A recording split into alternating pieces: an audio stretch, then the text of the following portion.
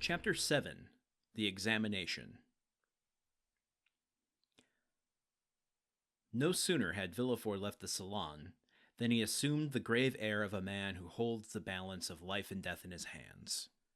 Now, in spite of the nobility of his countenance, the command of which, like a finished actor, he had carefully studied before the glass, it was by no means easy for him to assume an air of judicial severity.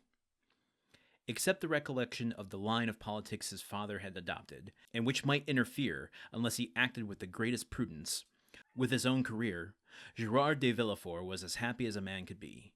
Already rich, he held a high official situation, though only 27. He was about to marry a young and charming woman, whom he loved, not passionately, but reasonably, as became a deputy attorney of the king. And besides her personal attractions, which were very great, Mademoiselle de Saint-Méran's family possessed considerable political influence, which they would, of course, exert in his favor.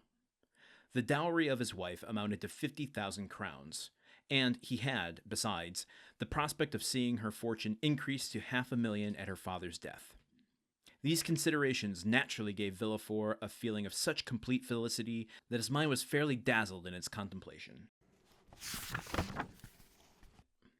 So we're not learning much about the setting, anything in this small little passage of Chapter 7.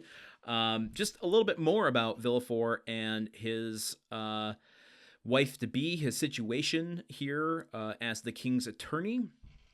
Sounds like it's reminding us of all of we talk about the pieces on the chessboard. It's reminding us all the pieces on Villefort's chessboard, right?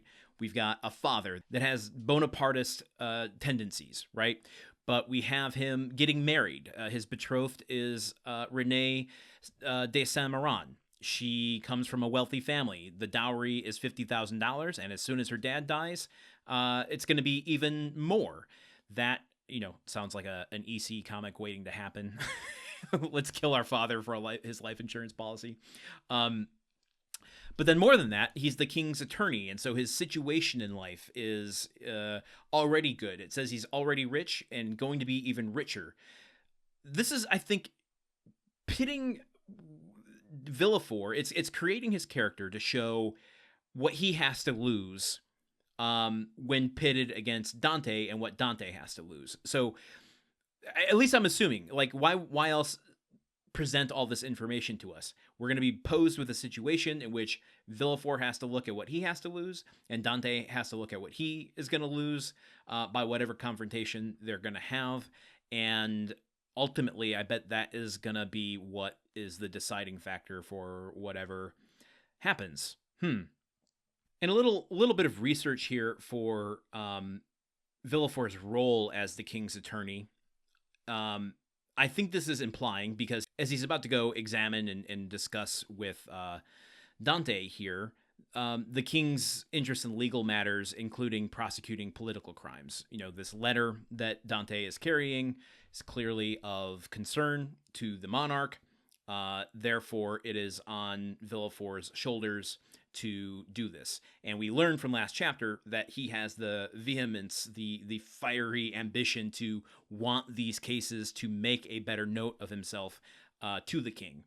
So power, ambition, this is all starting to... These are the big capital letter themes that are starting to arise so early in this book.